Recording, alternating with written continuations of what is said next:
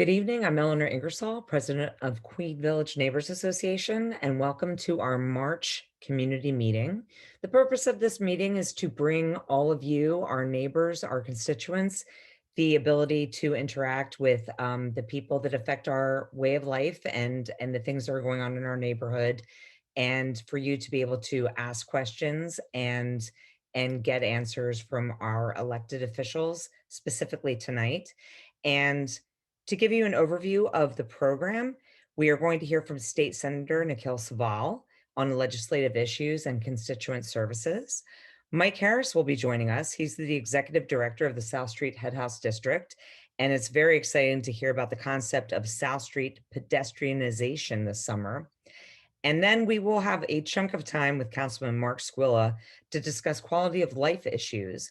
And those are including, but not limited to, Airbnb legislation, the law of license and inspections policy, about community input on renewals of special occupancy licenses, as well as graffiti and crosswalks. So I welcome you tonight. Thank you for joining us.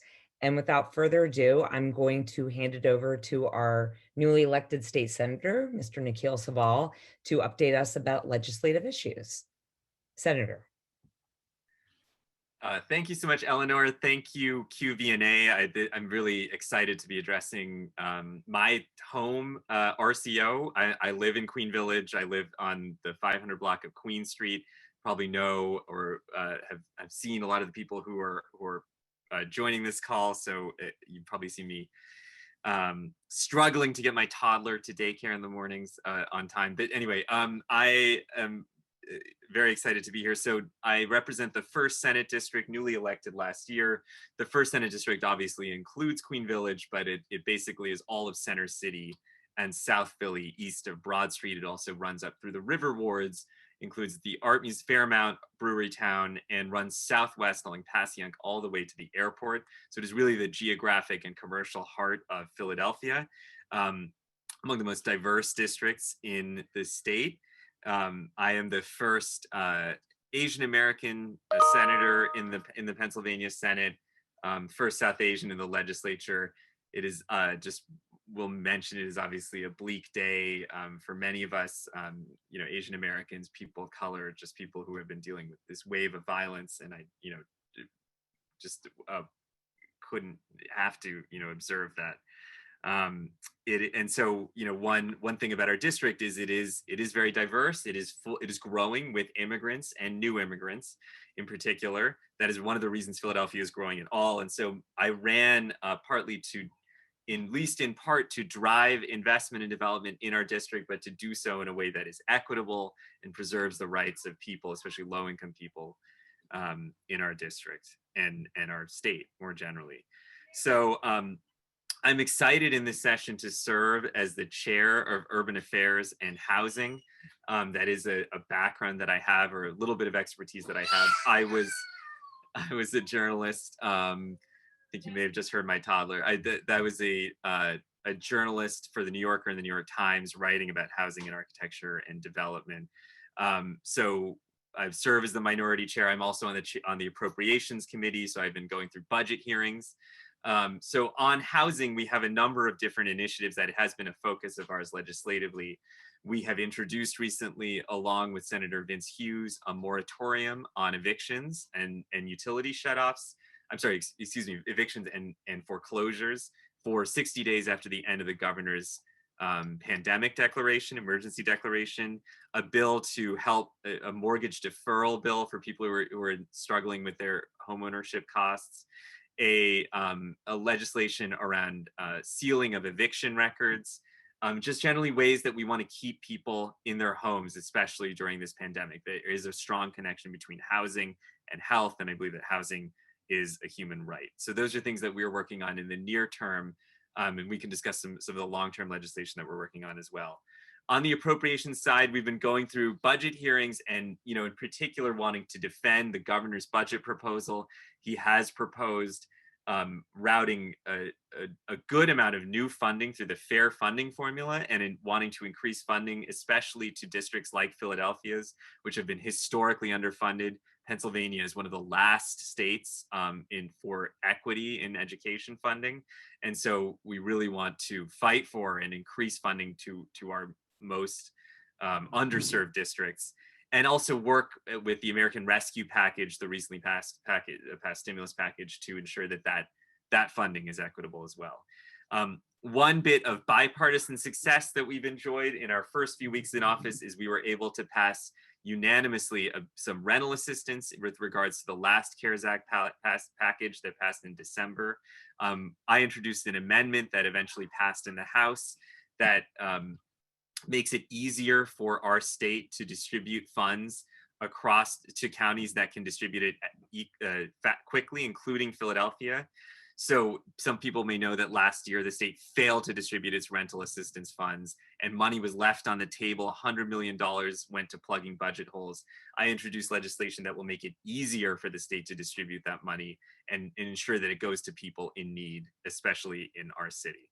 And that passed with that legislation ultimately passed with unanimous support out of both chambers. We we have a diverse district with many different needs, as I described its geography. I mean, it encompasses the river, the river wards in the northeast to the airport in the southwest, and so we are not doing in-person constituent service work, but we've nonetheless served over 3,000 constituents so far, chiefly around unemployment issues, but also rent rebates, help with heating and cooling costs and energy costs. We plan to open a district office in the river wards around 1434 Germantown Avenue, and then likely in South Philadelphia on Broad Street. We are just zeroing in on a location that we're likely to be at Broad and roughly Broad and Tasker, or near the Tasker Morris Broad Street line stop. And once that's for sure, I will, of course, let everyone know. But we are not doing any in-person constituent service work until it is safe to do so. And we believe that isn't right now. But if you do need to get in touch with our office, I can put that information in the chat shortly. We can be reached by email and by phone. And we are here to serve our district. And I've been glad to be at events in our district since I've been in office. The opening of a new distribution facility at the port, the reopening of Bridget Foy's, which was really exciting a few weeks ago, and things like that. So I'm excited to be here and excited to answer your questions, because I'm here to listen to neighborhood concerns and see what ways that we can be useful. Thank you so much, Senator. It sounds like there's a lot going on, and it's really important, because I know that Philadelphia oftentimes feels like the stepchild in Harrisburg, and it's good to hear that there is really vibrant work in going towards equitability and distribution of funds, especially from out of the state into the state.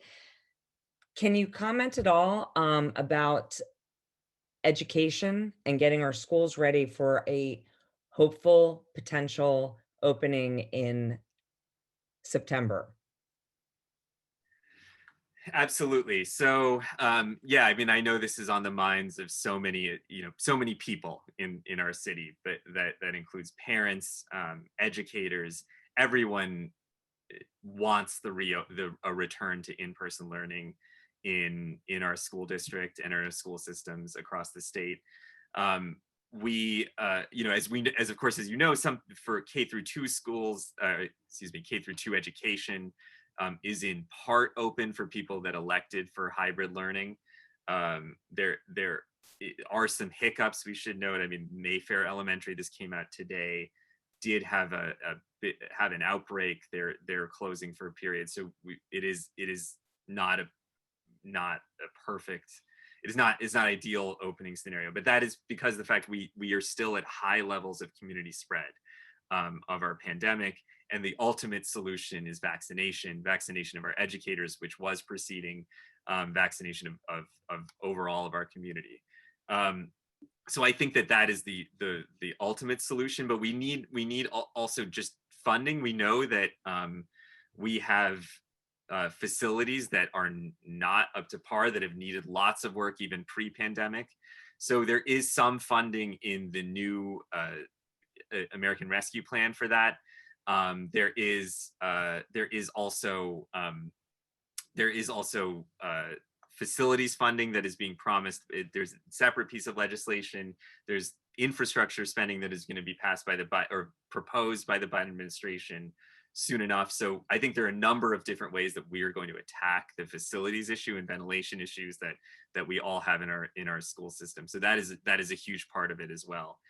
And so, I'm confident, or at least hopeful, I should say, that the vaccination plans are on track. It is expanding in our city, which has been directly contracting with the CDC for its vaccination. It's been doing better than the surrounding region, than Pennsylvania generally. And so I think that is the surest way. Once we get to the CDC advised that once we get to a reduced level or manageable level of community spread, it is safer to open schools. So that's sort of what we need. We need widespread vaccination. I'm happy to say that along with Representative Fiedler and Councilman Squilla, we have fought to open vaccination sites in South Philadelphia. We have a site of which there were none actually until recently. There's a site on the 100 block of Moore Street. There's some vaccine access at Greater Philadelphia Health Action on 8th and Washington. So we hope that will help speed along vaccination, especially for our elderly population, our seniors who will have trouble getting to the convention center, and other kinds of like centrally located sites that we need them all. We need sites all over South Philadelphia and in our neighborhood. So we do have those opening or open, but right now. So I think that's critical. Absolutely. And I do have to add that I have spoken to people that have recently gotten shots at the convention center and been really excited about the efficiency of it and the knowledge and the speed with which they were handled. I was very excited myself to be able to schedule a shot for members of my family and myself. So it is heartening that the process is opening up. But if I may, the perception of the Philadelphia School District in Harrisburg has not always been a positive one. So I'm wondering if the newly elected school board and how they're conducting themselves is the confidence that the other legislators, especially on committees doling out money, are confident that Philly is really taking the bull by the horns and wants to proactively educate all of their children and not be seen as something that in the past has needed to be managed, sometimes micromanaged by Harrisburg. Yeah, I mean, I will say that we have Department of Education budget hearings tomorrow, so the feeling in the kind of legislature will be easier to gauge actually after tomorrow. But I would say that honestly, thanks largely to education, organizing, and activists in Philadelphia and elsewhere, we did move away from a system of state control from the School Reform Commission, and that has been in the last decade, and that has been a huge achievement. So I think that overall, I think an overall change in the state in which people recognize the inequity. Not everyone, certainly not every conservative legislator, but many people recognize the inequity in our education funding. And so people in Republican districts also have schools that need facilities upgrades, that are, there are Republican legislators from Erie, from Allentown, who have been supportive of fair funding, at least in part. It starts to get sticky once you get to where the revenue comes from and how you raise it. The governor's proposed a personal income tax raise, which I think is a good start. I personally prefer a tax on wealth and income from wealth, but just because it's and reducing the wage tax. But under any circumstances, we need new revenue. So to the extent that we can get it somehow, I think that's partly how we can get new funding to our education system. But overall, I mean, I think as long as we consider this a statewide issue and attack it as a statewide issue and make clear that everyone has a stake in education being fully and equitably funded, which is just frankly true. Um, I think that makes it popular across the state. And so the less that it feels like a Philadelphia issue, which it is not. I mean, it is certainly that, but it is more than that. The more that we're able to I think win in Harrisburg, or at least get some part way to what we want. But like I said, the kind of mood in Harrisburg will be easier to gauge a little bit tomorrow after we meet with the Department of Education. And of course, one of those caveats is charter schools and charter funding and how that affects the school district of Philadelphia budget. So I'm excited to have you back when we can be prepared to delve more into that. But I do have some interesting questions for you over the chat. From Nikki Hagedorn, we have how will the new stimulus package that was just announced by President Biden be distributed in the state and then down to Philadelphia? In addition, who determines what and how it will be decided where that money is allocated and how it will be used? So this is a good question. So I will get a little bit wonky here because we've just been delving into this. So there is basically this is a preliminary estimate. So there's essentially about nearly 5 billion devoted to Pennsylvania for education. So a minimum of about 90% of that will go to so-called local education agencies, which includes school districts and charter schools. And those funds, this is federal regulations, are distributed through the Title I formula, which is largely good. That's like a largely fair, relatively fair funding formula. There's about 250 million devoted to learning recovery grants. As we know, as anyone, parents of children know, as everyone knows, that there is a huge amount of learning loss that has occurred. A lot of recovery, a lot of catch up that will take a long time. It is part of the general loss of that we've all experienced during this pandemic. So that's going to help at least with some of that. There is now about another 2.5% of that funding, $125 million in flexible funds. We're actually not sure. We're determining as our budget committee, like how we can actually use that and to what extent that requires legislative input. So that may require us. And as we know more, we'll be sure to be happy to share that information. Finally, there's $50 million of that 5 billion that goes to the state for grants for summer enrichment programs, and 50 million that goes to the state for grants for after school programs. So we probably, some of that distribution requires learning recovery grant for distribution for learning recovery, summer enrichment, and after school. We may have some input into that. We're unclear at the moment about the 125 million in flexible funds. And actually, if I can correct myself briefly, I said 5 billion. It's actually 4.5 billion, so 4.5 billion roughly in total funds. So again, most of that goes directly to school districts through Title I funding, and then there's additional for learning recovery, summer enrichment, after school programs. Thank you for that. And another question we have is from Don Ackerman. Can you comment about proposed constitutional amendments, such as, I'm guessing, curbing governor's emergency powers and gerrymandering in the courts? Yes, so there are two constitutional amendments, or rather, I would say there's one that is going to be on the ballot coming up, but there is another one that is likely to appear in the near future. I'll address the second one first. So the gerrymandering of the courts, essentially what has happened is our state Supreme Court, our state courts, those justices are elected statewide. They represent the state. They deal with statewide issues. They're elected by all of us in Pennsylvania. The state Supreme Court has a Democratic majority. And so, a lot of the kind of election protection issues, just the things that we all dealt with and watched very closely in 2020, those have been decided by a majority Democratic Supreme Court. My colleagues on the other side of the aisle, many of them are not happy with a lot of those decisions. and have pushed forward, and this is happening in other states as well that have judicial elections, to have district level elections of judges. So um, rather than electing judges that on a statewide basis, you would have judges elected by region.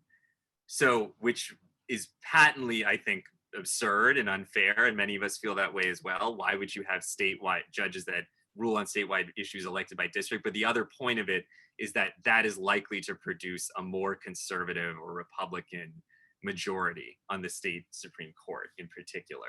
So this did not. I'm flagging it because it's hugely important. Think about all the things that the state Supreme Court decided, in particular around election protection issues, around enfranchisement of our voters, and just making sure that votes were counted, and that mail-in ballots and things like that were just, all the rules around that were upheld.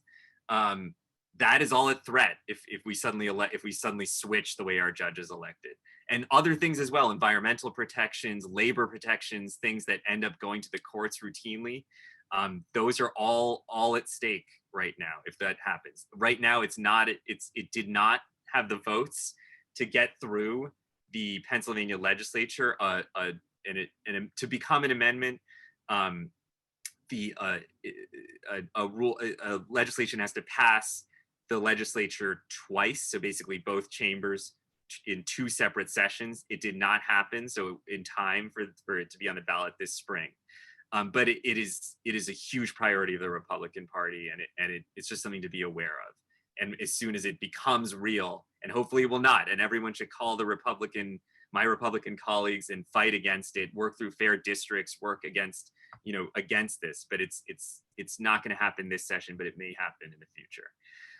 In terms of curbing the governor's emergency declaration, so what people may realize know that the governor has been able to continually extend the emergency declaration around COVID. Basically, that we have an emergency, we have a public health emergency, and the governor has been using executive authority to recognize that emergency and act accordingly. The Republicans have fought back against this because they want legislative control over those emergency declarations, in particular things around what businesses are allowed to be open, when, under what conditions, and the like. And so they have successfully introduced an amendment that would curb the governor's power to extend emergency declarations. I believe it would end after 21 days, and at that point, the legislature would do the work of the emergency that the governor has been doing by executive authority. And as many of my colleagues said on the floor at the time, this is just not how you deal with an emergency. An emergency is exactly one of those things that throws up new concerns and issues every day. We need executive authority for that. That's why we have an executive. And a legislature moves slowly. We're not capable of dealing with those issues in a timely way. And so that's why we have a governor that can do executive fiat and actions to protect people's lives in an emergency, whether that's a pandemic or whether that's a hurricane or the things that we are more likely to experience, frankly, or tornadoes or the like, or floods. I mean, the things we're more likely to experience due to climate change, and things that we do experience on a daily basis, environmental catastrophes, the like. I mean, we need executive authority for that. This curbs it. Everyone should fight against it. It is an amendment that we will see on the ballot. So that's just something to keep in mind. But I strongly urge people to vote against it. Senator, I'm so happy to have been able to touch base with you on a couple of these things, because I know you have an engagement at 7 and we're very happy you could join us, and we will be inviting you back again so we can discuss some of these issues more meatily, I might say, that we can dig into them. And we're very excited to have you advocating for the first senatorial district in Harrisburg, and reminding your colleagues about the needs in the first senatorial district within the city of Philadelphia, because it's a nonstop negotiation, let's say. So I want to thank you so much for joining, for answering the questions, and for letting us know about constituent services, which I want to say out loud, and we will definitely include. But if you want to do it online, it's Saval, Saval, at pasenate.com.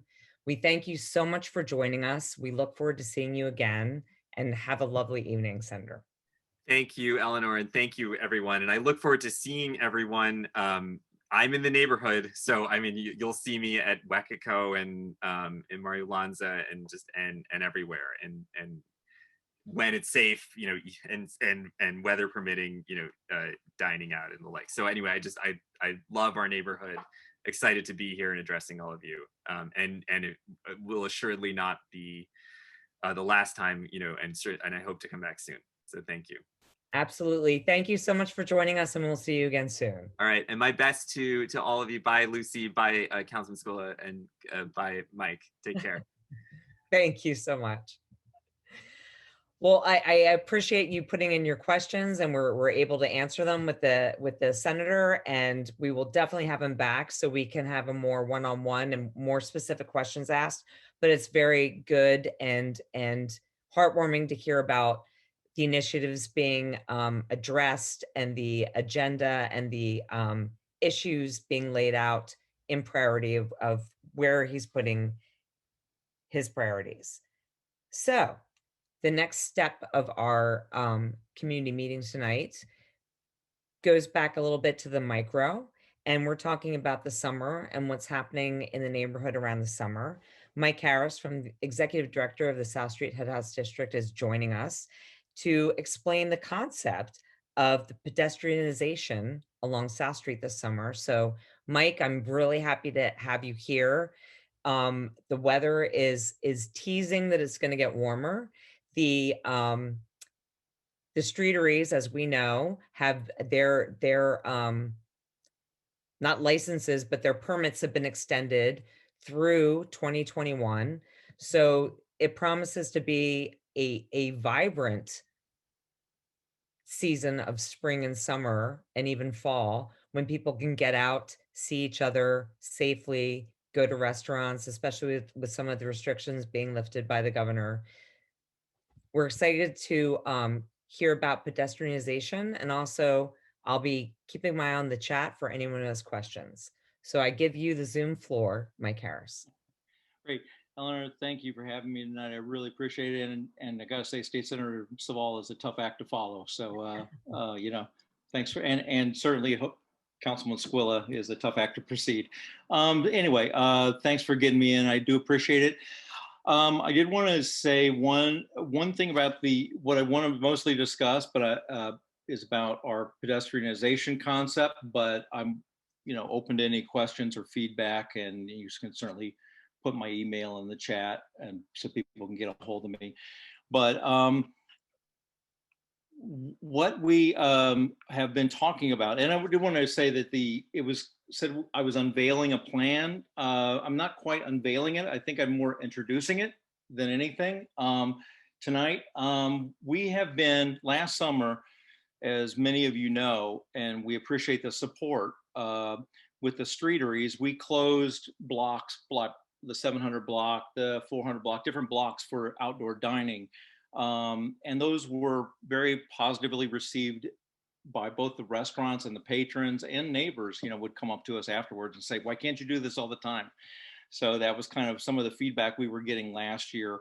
For the past several weeks, we've been working on a concept, we being a team of restaurants, community members, other stakeholders, looking at the concept of doing this outdoor dining concept on a more routine basis and a bigger footprint. So Old City is closing one block between Market and on 2nd Street between Market and Chestnut. Midtown Village has been closing 3-4 blocks consistently. What we are kicking around and considering and talking about as a pilot program, and pilot meaning we want to test it out, look at it, see how it would work, would be on weekends closing South Street to vehicles, make it a vehicle-free zone, almost like the open streets concept that was done by the city back in September of 16, between 2nd Street and 8th Street. So basically it would be from Bridget Foy's to Brauhaus Schmitz on weekends, closing it down to vehicle traffic, letting the north-south, traffic go through on the numbered streets and not impeding that. But the idea is that we would be able to potentially expand dining and retail opportunities outdoors. We would be able to create a unique experiment for the city and create an inviting street experience. Potentially make it such that, because it's unique in a model, that would attract new businesses and have new businesses come in and support the businesses that are there, as well as certainly improving traffic and public safety and trying to tamp down some of the cruising behavior that we've all struggled with. Now, the fact of the matter is, last summer, as many of you know, as most of you know, this police would shut down South Street anyway. At Lombard on the numbered streets, they would close 6th Street, 4th Street, 8th Street, and then the South Street. And that was kind of happening. It was happening routinely, but it was also happening ad hoc and tactically. So, cars would come up to Lombard, find they couldn't get on South Street, then go down Lombard, then up around and come back around Bainbridge. And we realized what was happening and saw what was happening. The concept why we are talking about doing this more formally is that we figure if we publicize it, if we make it more routine, more expected, that it becomes not so you come to South Street and get surprised and then drive around trying to find your way in, but that we actually say, if you come, park on the outside, come walk the street and shop and dine, but that it's more pre-announced, more anticipated, and create a new kind of normal. So we are really at the planning stages, and we are really just kicking this around. Kicking around is the wrong way to say it, but we are considering it as a concept, as a more bit of expansion of last year's outdoor dining program. We have crafted a survey that we want to get out through QVNA and our other civic associations to get feedback on this concept. When we'll send the link out through Lucy and Eleanor, but we would like to get feedback throughout this entire process. We have tried to think through as many possible, benefits, detriments, what ifs, what might happen, and we think we've really tried to explore and do scenarios of what's going to kind of be the result of this model pilot program. I want to say it's a pilot. I want to keep re-emphasizing that because we don't have sign off from the city officially yet to do this, and we are still going through a process of talking to our stakeholders in some upcoming meetings. We need to talk to businesses. We have 400 businesses in the district, 200 of which will be directly impacted by this. So we need to think through things like DoorDash, Grubhub, TLA is on the team. How we don't want to hurt businesses. This is actually an attempt to help businesses and get neighbors to come out and support the local businesses in your local commercial corridor in a way that is something people have asked for. So I'll leave it that we are still talking to the police. We're talking to the city. We're talking and different city departments. We want to talk to civic associations, and this was really our first kind of. And I again appreciate the opportunity. It's kind of our first rollout to discuss it and test the waters. The idea is that we would close. I mean, I see a question from Pat.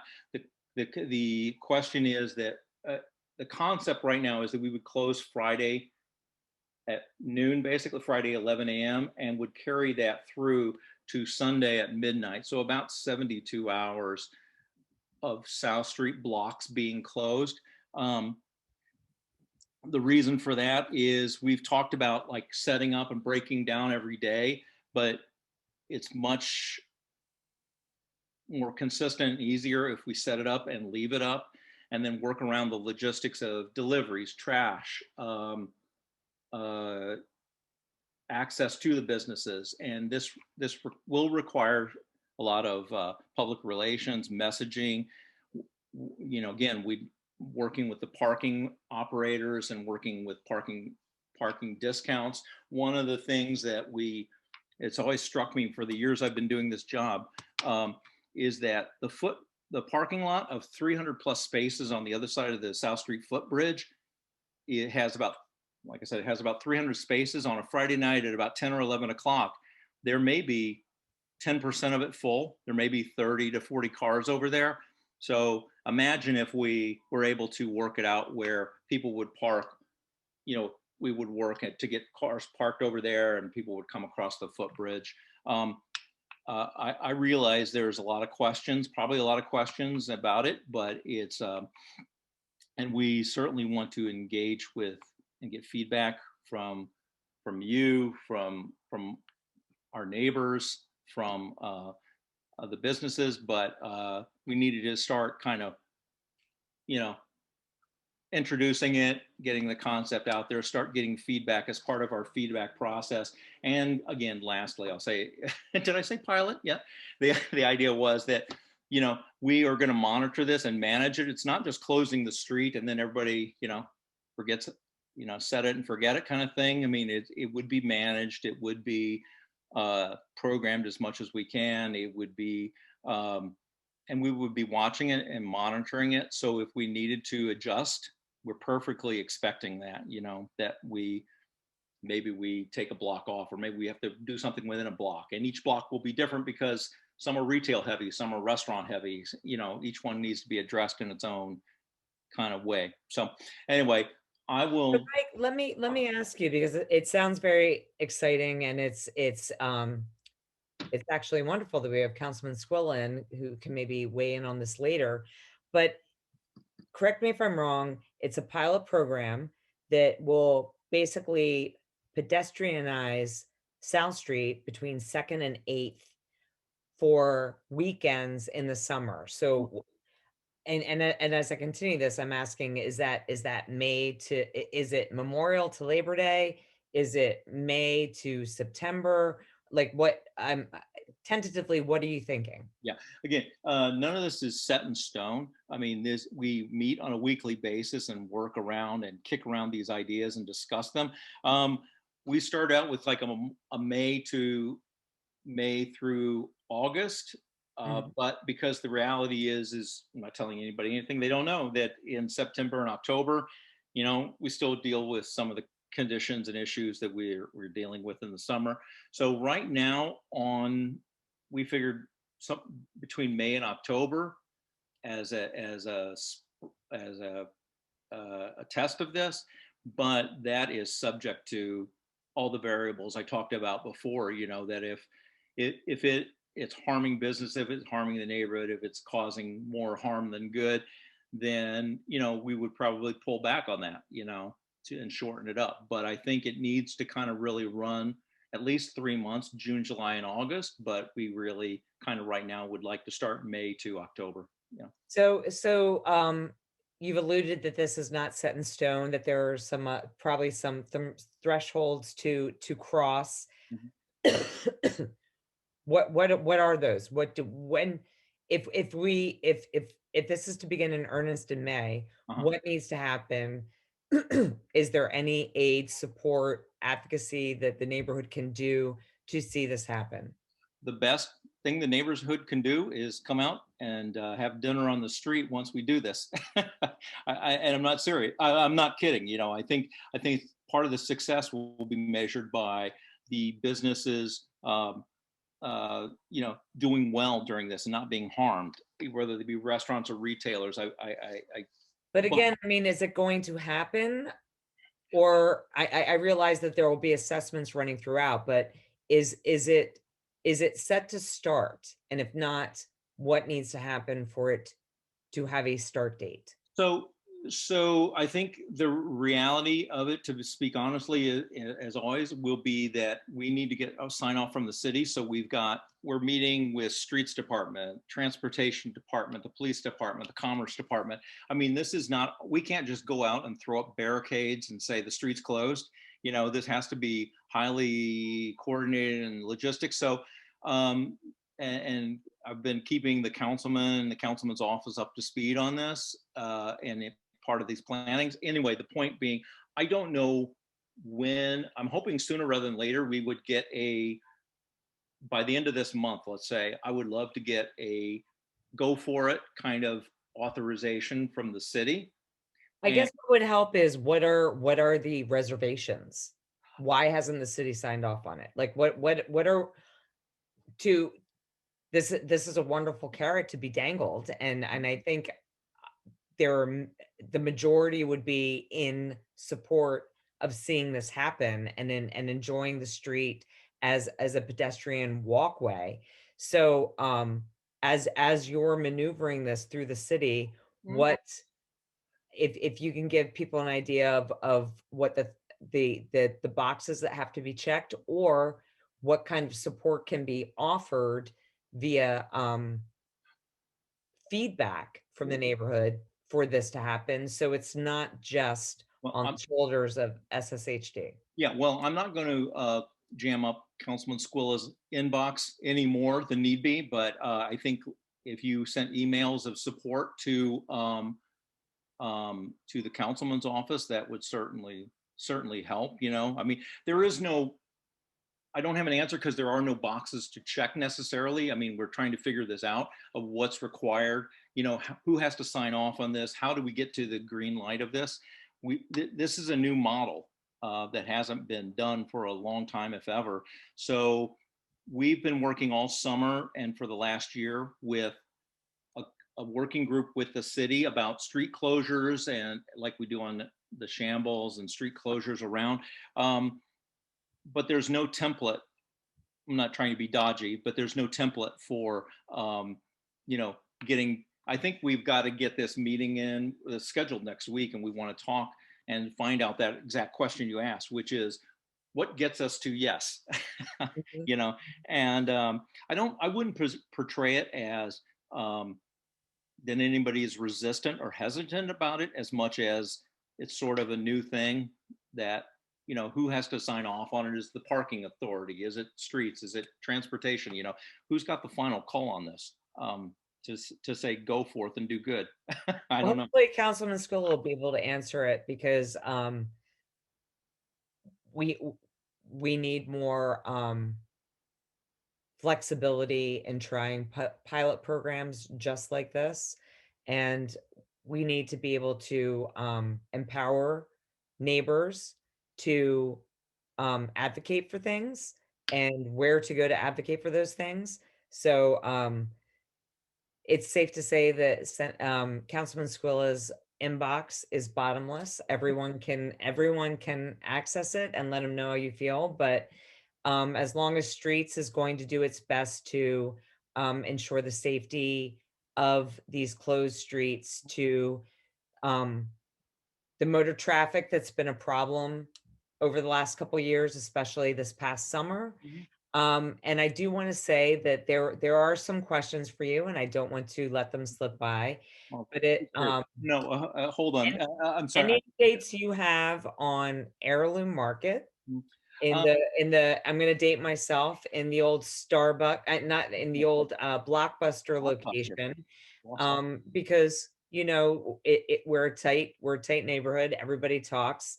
There's questions if it's going to go forward, if it's an electrical issue between the leasee and the landowner.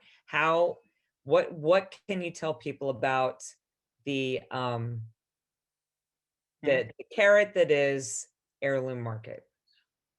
Let me go back to the other topic just for a second, and I apologize. Is we will send out the survey, and I think one thing that's important is if people could take the time to fill out the survey that we send out. I think if we could say, you know, 80% of survey respondents are in favor of this, you know, and support this idea. That's also a data point that we currently don't have. So I would encourage that once we get that out, and I hope to get that out to you following this meeting or this week. Look forward to advertising it. Yeah, heirloom market is one thing I can tell you is I went to the heirloom market at 23rd and Bainbridge and loved it, and I know it will be a grand slam for the neighborhood once it opens, and could have been. It's the issue right now is heirloom market is still holding the lease there, is still working on it, as you alluded to. I think there is issues of design and engineering and electrical capacity and so forth with the build. It's an engineering issue and engineering design issue right now, not as far as I know, to the best of my knowledge. And I don't have a schedule for it at this point. I do have a schedule for the plaza though. Oh, good, because that is another question from Pat Panzera. Yeah. How will if Pat is the right one? No, I'm sorry. Yes, Yeah. it is Pat. How will Head House Square and the reconstruction play into the pilot? So first of all, the plaza should be completed within the next by the end of April. That's the goal right now. Perhaps the end of May in a worst case scenario. Right now, some of the lights are on. If you've been over there, some of the new lighting is in and working.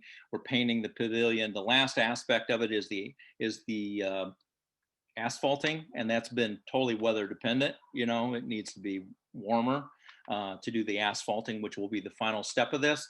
What role we play? We are going to be managing that space, and by managing it, I mean landscaping, trash, taking care of it. And playing in the pilot, the intention is to keep the 2nd Street open. So there's through traffic, that can head south.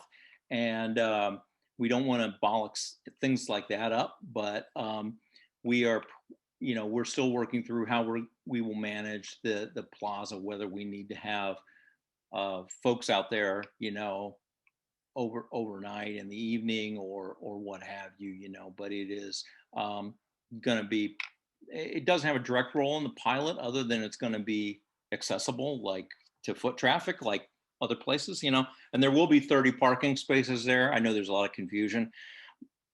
The plans still call for the existence of 30 parking spaces on that plaza, so we're not taking 100% of the parking away. 30 spaces staying on the plaza. Yeah, it went from 40 to 30, but those extra 10, bought us the pavilion and the plaza and this new seating space and new lighting and all of that, and then 16 new trees, and it's going to be I'll tell you, not jokingly, we only do this once every 65 years. So. Well, these are some of the questions coming in from Winston Bramwell. Are there any considerations around bike car traffic now being pushed further into the surrounding communities, i.e. QV, Queen Village? Are bikes parking up and riding around other streets, and how to manage that? I mean, this pilot that we're talking about is a vehicle to create vehicle-free, reduce traffic coming to the area.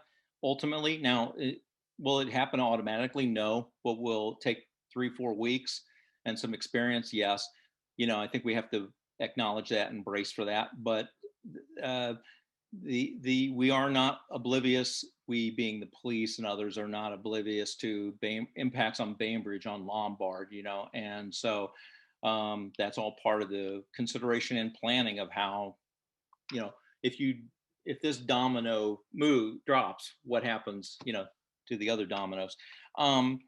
So it's part of the consideration. I can't sit here and say I have an automatic answer to that, other than, we're working. I met today with Lieutenant Long. So for those of you who don't know, Lieutenant Long is back on duty at the South Street Mini Station. He returned from his work injury this week, which is great. And so we've been bringing up the speed on this and start talking about some of these things about, those types of issues. Let me just get through some of the questions here.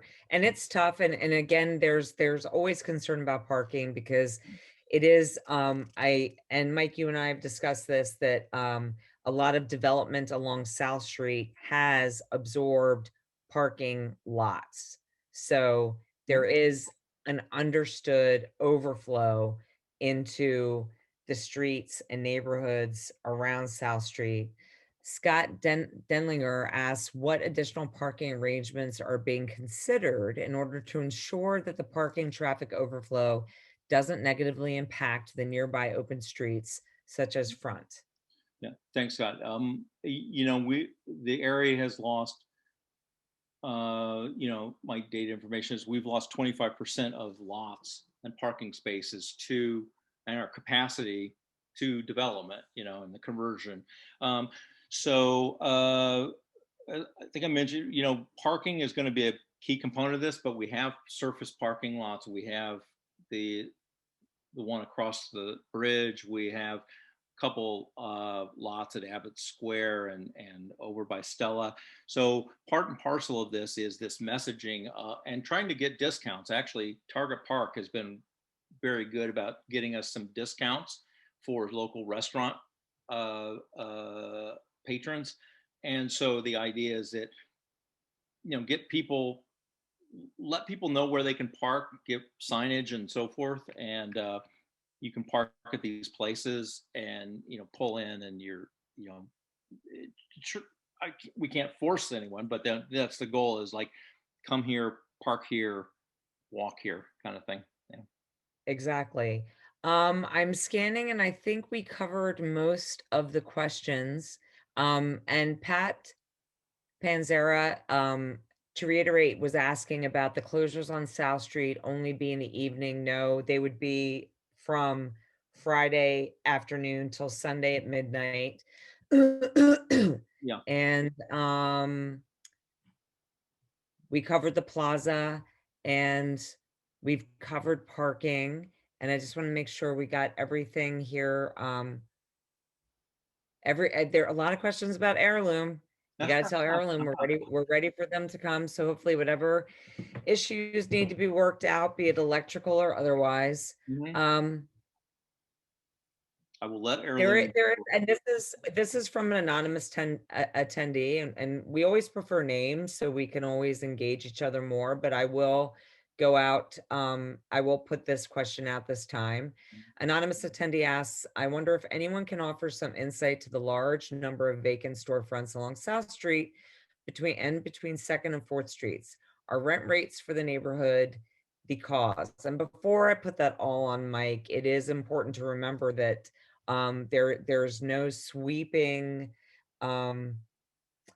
dictate about how different landlords act or how where they set their rent or what amenities they provide their renters.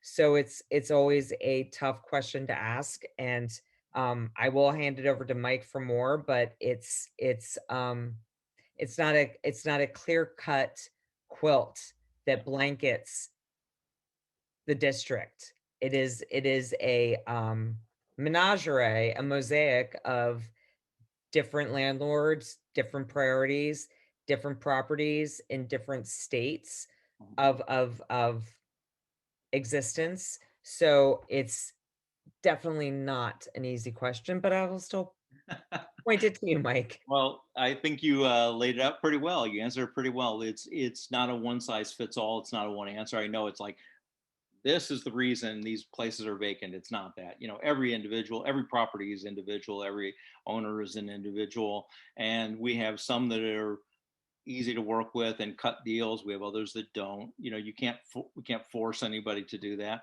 I think what we are concerned particularly about the 300 block.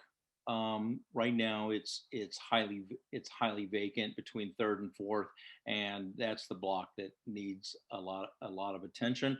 But we know who all the property owners are, and we try to work with them directly and individually. Some are some want to work with us on filling the windows with art, and there's an upcoming fashion thing that I won't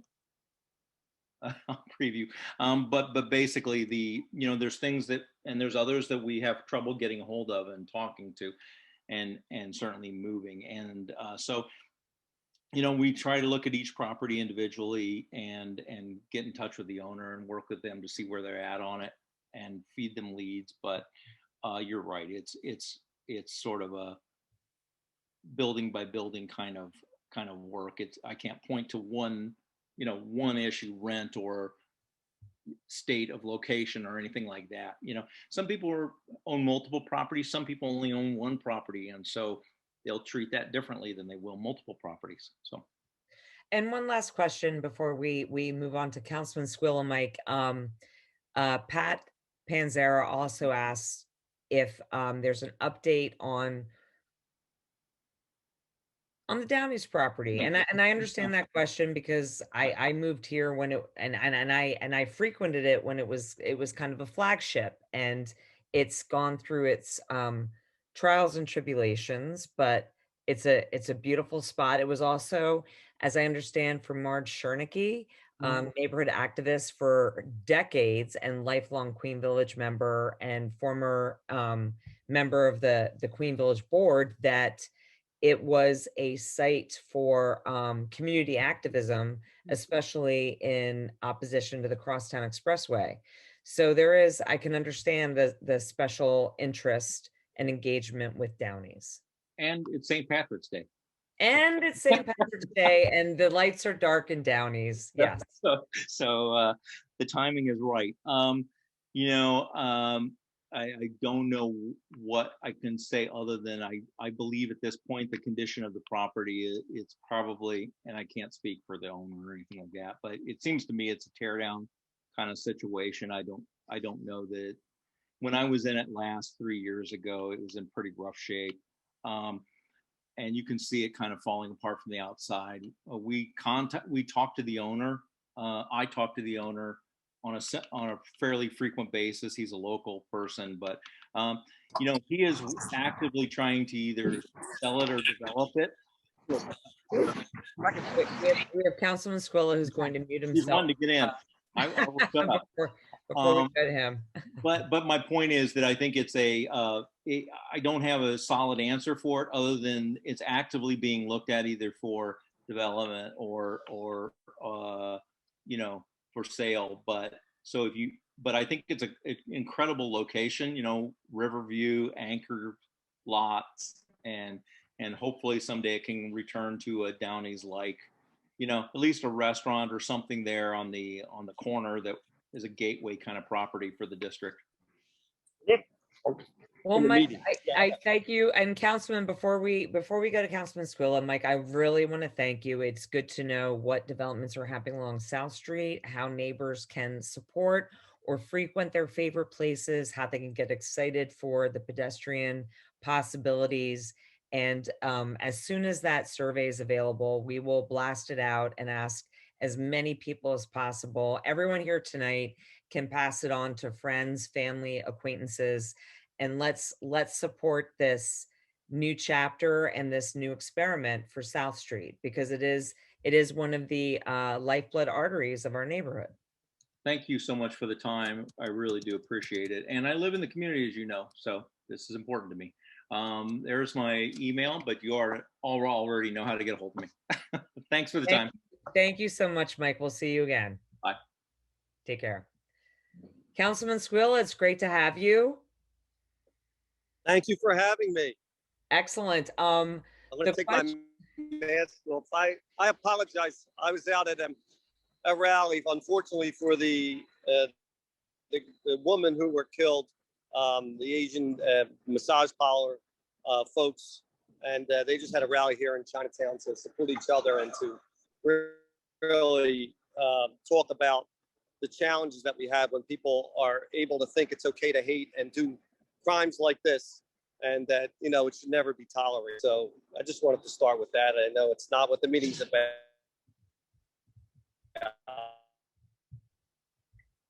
but it's still important to talk about. Absolutely, absolutely. And thank you, Councilman Squilla, and thank you for coming in right on cue, because we just wrapped up with Mike Harris, And he was telling us about the pedestrianization pilot program that's being proposed for the South Street Head House District, going right through Queen Village. And he did mention that there are a number of stages to go through before it's official. But from the feedback that I saw in our chat and our QV and our question and answer, people would be very supportive of this, and especially with safety measures being put in to guard against the ATV and motorcycle traffic. But as soon as that survey comes out, we're all going to fill it out and want you to know, and anyone else can chime in on the Q&A or the chat about supporting the district's endeavor to do this. So I'm sure you will get that feedback as well and hear that people want to see it happen.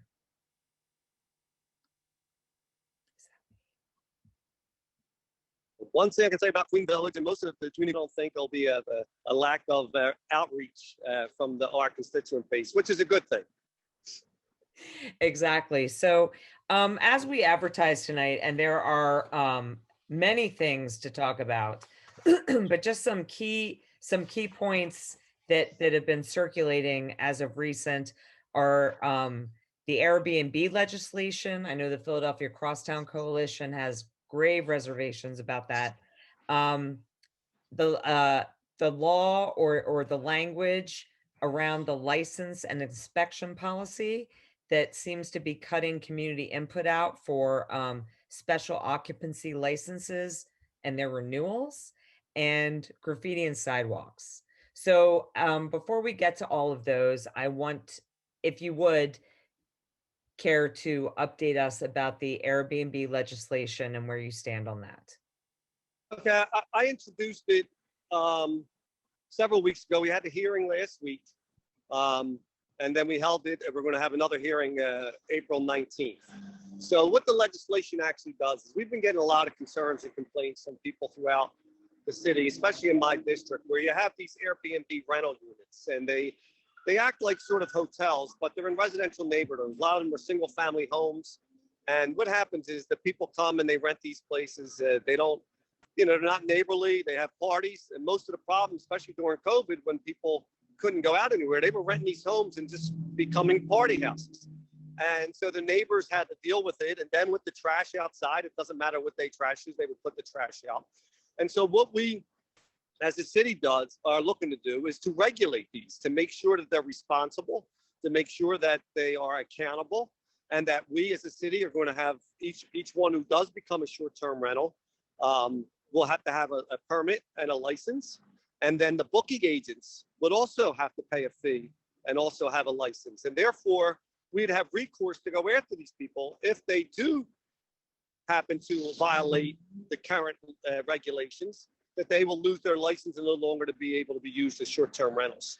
Also, what it does is that the short-term rentals would be allowed if the persons live in the house and then rent either an apartment in that house or a room in the house, but individual standalone properties were not allowed to be rented unless they meet with the community, go through a variance process, and it would have to be zoned basically as a short-term rental or hotel type regulation. So we feel by doing this that we will then have the authority and also the leverage to go in and to get rid of the bad actors. And there'll still be short-term rentals in and around the city, but we'll be able to make sure that we could go after them, either remove their license. And the problem is a lot of the ones that currently are hiding behind LLCs or corporations, and you can never find them. You can't locate them. And even if Airbnb kicks them off their platform, they just go onto another platform and then do the same thing over and over again. So that's the goal of this legislation.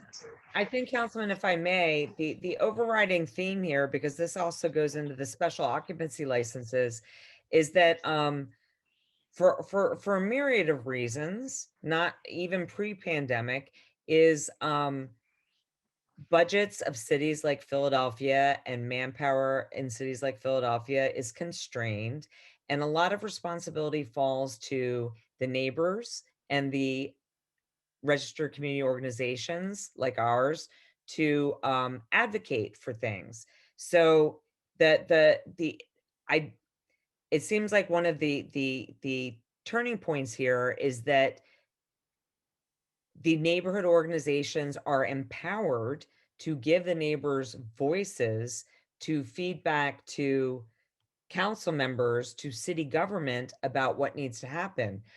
I'm assuming that the license and inspection doesn't have the manpower to go out and investigate every single complaint. So there needs to be kind of a streamlined effect happening, which starts with the neighborhood associations being able to pull together all of this input and feed it to you as like a document that here are the problems, here's what's happening, here's what we're hearing, and these are our suggestions. However, if neighborhood organizations are summarily cut out of the process, then we've got this wonderful legislation about deeming these things, but no support system for it.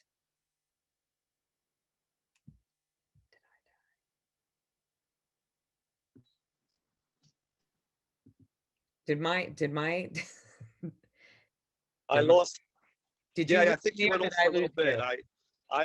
I got the gist of what you were saying is that the balance of the work is left on the communities to do, and then uh, and then they get circumvented by either a regulation different way. And the only recourse that we have here is, let's talk about the SAOLs. They were supposed to be posted for 30 days so the community is aware of their renewal. And I don't know if everybody knows what this SAOL is, but it's a special assembly license for businesses that have over 50 people and have either live music or entertainment, and it's to be approved by L&I, who issues it, but it has to be signed off by the police captain.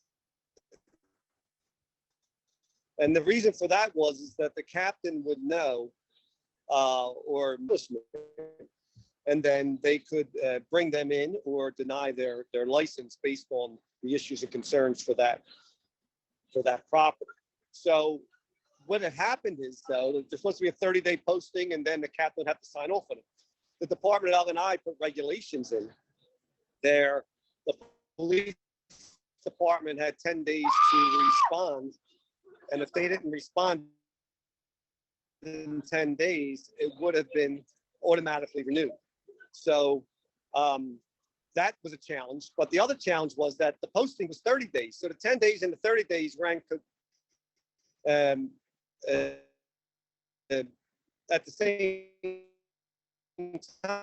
time. So the 30 days posting wasn't even up at SAOL licenses. And we just happened to find that out this year, even though this supposed 10-day notice was done back a year or so ago. And so when the department is able to make these regulations, it's sort of, wasn't the intent of the original legislation, it sort of puts the burden on the community to try to handle this without any recourse. So what we're looking to do, and then we have to talk to some of the groups, neighborhood groups, and if they're interested, is if we can make it, if it's going to be 10 days, then the posting has to be 10 days, but they have to do the posting. If it's going to be 30 days, then the police response has to be 30 days. You can't approve an SAOL before the posting is up, because that posting was supposed to be for the community to know, could reach out to the police district, and then that police captain could set up a meeting with the community to go over the challenges and problems that they're having with that particular location. Now, this had worked in the past, because when we did do that, and the captain would say, you know what, I might not sign off on this, they became better players. They partnered with the community. They would come up with an agreement that they would sign on their SAOL, and then the neighbors supported the business, and the business was happy to be in that neighborhood. So these things work if it's done properly, but if they're circumvented by regulations or people do things which wasn't the intent of the legislation, we have problems like we ran into now. So there's two goals. I think one is to look at the legislation and see how we could change it. And two is to work together on these SAOLs with the police captain to create an agreement between the bad operator and the community, which is really the agreement is between the police and the business owner. And that enables them to be able to enforce any mechanisms that we need to do based on the agreement that this business signed on to. So that's our goal. And I dare say you are preaching to the choir, because you know, even before the pandemic, it's understood that the city needs its revenue, is going to look at creating new streams of revenue, but these new streams of revenue are developing very quickly under all of our eyes. So it seems essential in any change or new legislation that the RCOs are given a certain amount of weight to participate if we are going to be, with all due respect, the unpaid watchdogs of city policy in our neighborhoods. Well, I mean, you have sort of have that. It's not really control, but you have the ability to create a meeting, sort of like the zoning process, right? When there's a variance, you get to weigh in on that variance. Not that the zoning board's going to go along with you, but what that does is it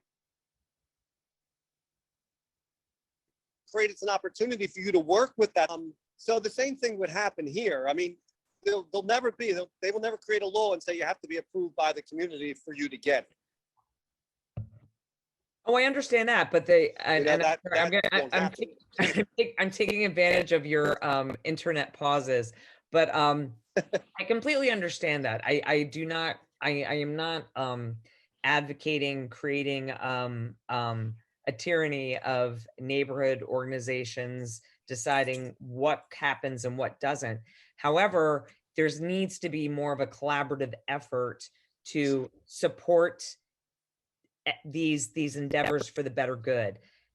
Just to bring everybody up to speed, special occupancy licenses allow for businesses that apply and are approved to have music, dancing, over 50 people. You know, one of the relatively unfortunate descriptors of that is a nightclub, and they're not all bad. There are some bad players, but the caveat is that every 2 years, that license is supposed to be renewed, and it's supposed to be renewed with community input, with posting of the intent to renew for 30 days, much like a liquor license, and an interaction between police, license and inspection, and even in fire code. What we discovered in Queen Village is that there was a quasi automatic renewal because there was a policy that is, as Councilman Squilla referred to, that was unknown to many of us within that department, saying, we'll send the SAOL to an email that we think is the most accessible for police captains. And if they don't have any problem with it, or if they don't respond, then the renew happens.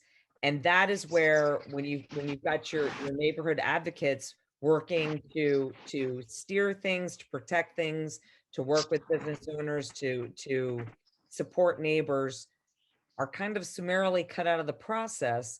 That's the issue. So the issue is in how to enforce what's written. How do we do that? Well, I think that, I mean, like I said before, the question was that we could change the legislation to have the posting coincide with the amount of time that the police have. And then when that posting's there, that's when the community goes to the captain to set up that meeting. I mean, that was the intended process before, and that has worked when it was done properly. But when people didn't know that, excuse me, when people didn't know that the renewal was coming up, and the police district didn't either get the notice or they got the notice and didn't respond, that left the community meeting with the bar or make it coincide with the posting and the police. So if it's not done, we could appeal it, and then they could have to go through the process, start the process over again. I think that would be the key to making this happen, because that's the only thing that brings these bad actors to the table. And 99% of these things go through without anybody. So, you know, we have to make sure that we are holding these businesses accountable. We got to make sure that L&I just can't unilaterally say, oh, we don't want to slow a business down because not giving a license because the cop or the police didn't respond. And we're not saying we want to do that either. All we say is we want to be noticed so that we could, mechanism is there to do that. It's just was being done, and there was really no mechanism.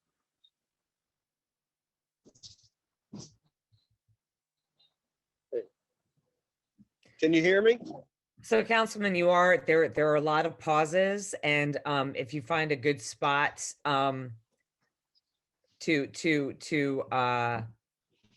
get the access, I hear everything you're saying, and the question is how do we make that happen? What is going to happen so there's more of a regulated process for these special occupancy license renewals to follow more of a mandated code, and it's not something that the everyday neighbors feel cut out of because there's policies in place that we don't know, and that we have to file a Freedom of Information Act petition to find out why things are working like this, when this is supposed to be a collaborative effort.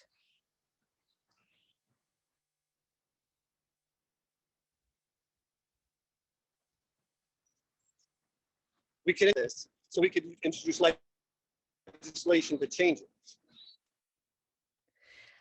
Will there be some collaborative work on that legislation? Sure. I mean, we could set up. Maybe we could even use Crosstown as an opportunity to do this, and see if they think it's and go over the legislation and see what we think could be changed. Once we have that, we'll bring it to the law department to massage it. We'll send it back out to everybody. And if it's supported by a large majority, then we'll introduce it. So we may even be on the verge of setting up a task force and working in conjunction with the Crosstown Coalition. For people to know the Crosstown Coalition, it is a group of, I want to say, maybe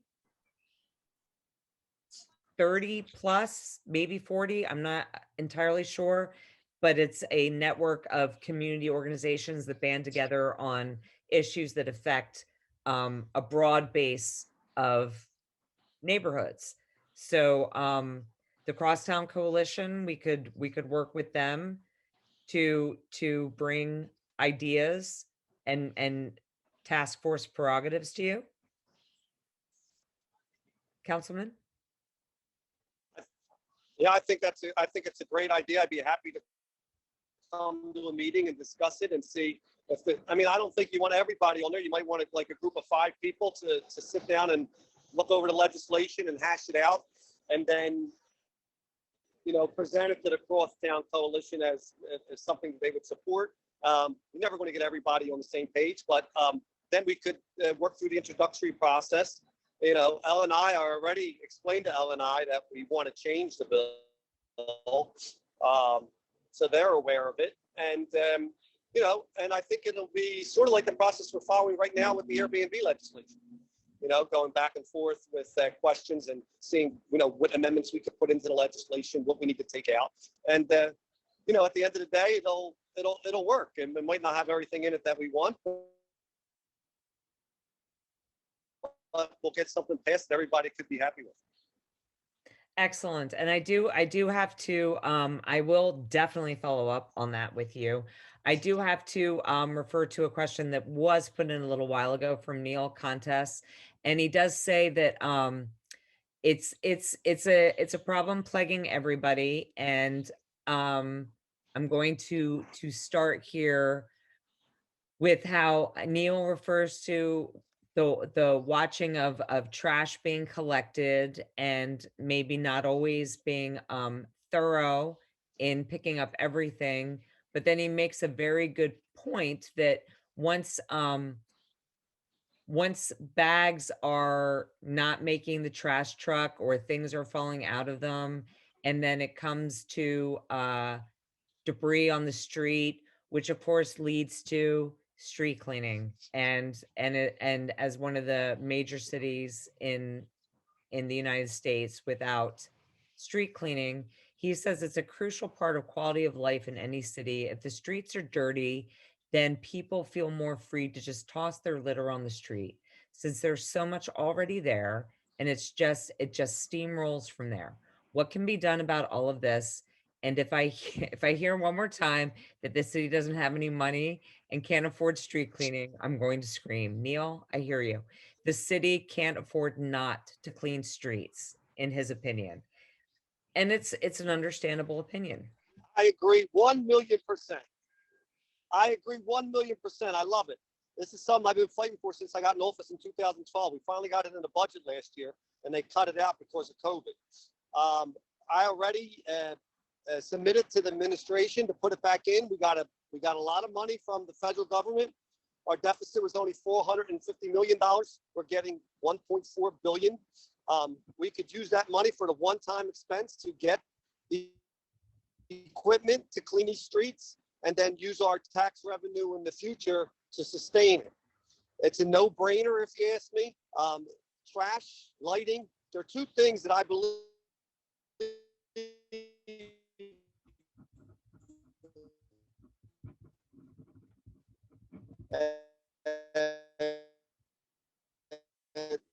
not only deal with the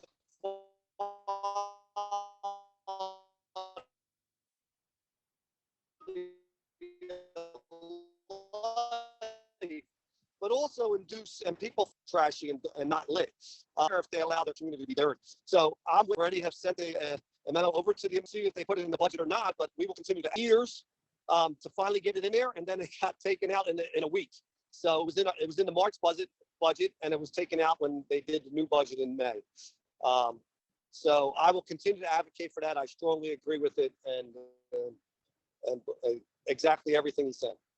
Two questions. One is how can neighbors concerned about this help advocate for it not being stricken from the budget? And secondly, of course, the question is to do it thoroughly and properly, it requires moving your cars. Is there a game plan for that? Yes, well, I think that the game plan for the budget initially was for street cleaning by moving the cars. They did a pilot program that they tried without moving cars. They were using some type of equipment, but it didn't work too well. So they realized that it would not be efficient. And so, you know, what I always said was, listen, if you can't roll it out in the city all at once, let's roll it out neighborhood by neighborhood, and let's get the people who really want it, get it there first, and then have the other people ask for it because they're going to see how much better it is to have it. Again, I think it's a no-brainer. It's really an easy suggestion. The problem is we need the will to do it. The way you advocate for is to send emails to all council members and the administration, mainly the managing director, which is Tumar Alexander, and the chief of staff of the mayor, James Engler, along with the mayor himself. He has to know that people really want this and what it means. A dirty city is not a friendly city. And we need to make sure, especially coming up after COVID, people want to start feeling good about themselves. They want to start going out. We need our streets clean, and we need the city to be able to participate. It doesn't make sense that every other city has streets cleaning and we do not. It just doesn't make any sense.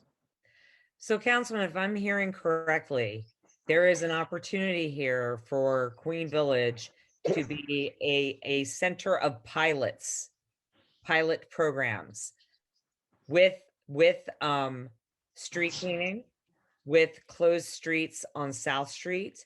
And if we inform our neighbors of how to advocate for doing this, for the street closures, for pedestrian summer, for street cleaning, if everybody's willing to move their cars and deal with the inherent tickets that will come if you don't.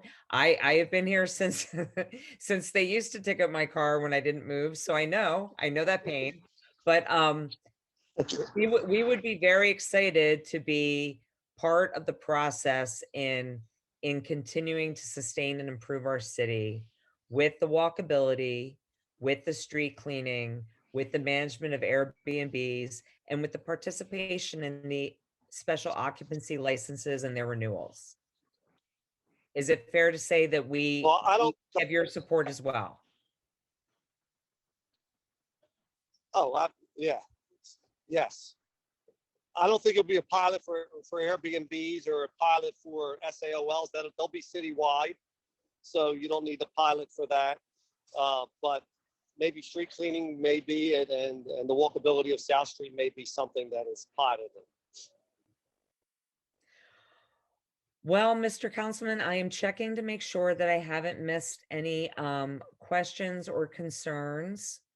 I know one other thing you mentioned earlier was street paving, streets, and graffiti were some of the things, the challenges that people have. So the street repaving will be starting back up in end April, May for the crosswalks. They should all be done. They are being scheduled now. I could see if you have specific crosswalks to see when they will be done. We could see if they're on the list and what time of the year they'll be done.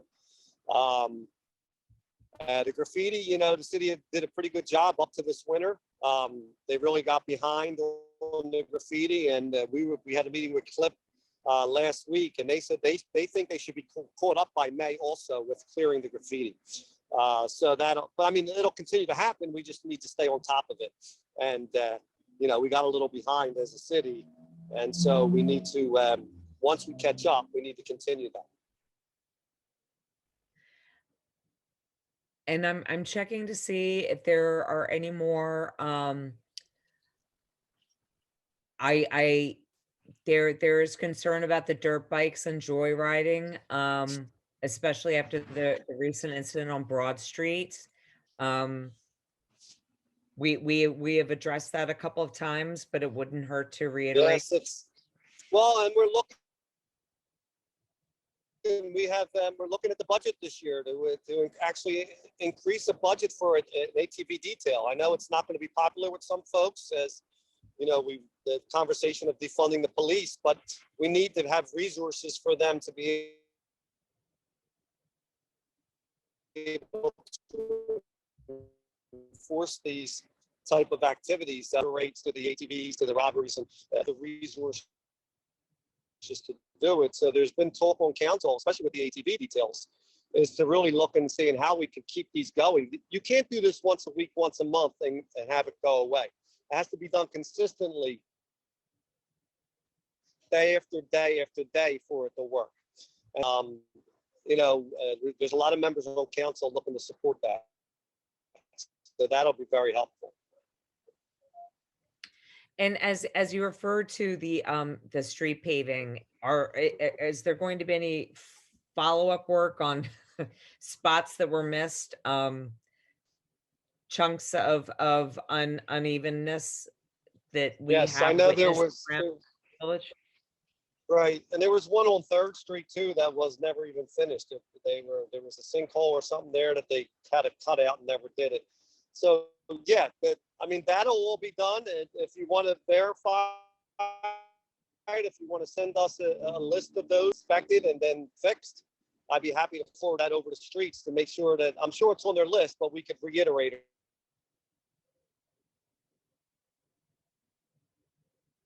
it so it gets done quicker.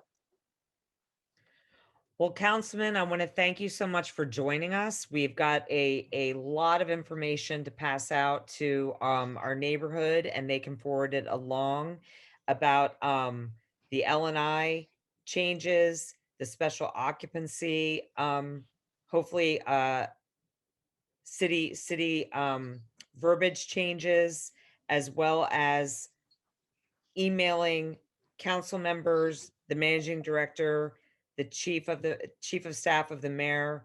And then we can also let people know that if crosswalks and repaving hasn't been addressed by what, midsummer? Mid end of summer, then Well, we they're supposed to start in May. So, yeah, follow up with my office, email me, and then we'll get a status on it and find out when it's going to be done. That usually helps push it along. They're probably scheduled, but maybe we could get it done quicker. Excellent. Well, thank you for joining us tonight. It sounds like it's been a busy night for you. We got a lot of questions, a lot of issues covered. We will definitely be following up with you, and we thank you very much for joining us, Councilman Squilla. Well, thank you, and I apologize for the moving around and stuff, but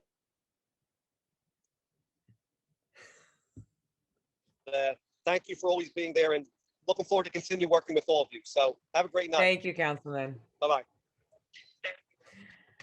To everyone who joined us tonight, I want to thank you so much. It is always great to get in touch with our state senators, our council people, our business district executive directors. And it's really good to learn about how we can support, advocate, and be part of the process. QVNA is here to help you be part of that process. And we will collate everything we learned tonight and figure out the best way to engage you and get your feedback so we can send it back to the city. Thank you so much for joining us. Have a great night. We'll see you next month.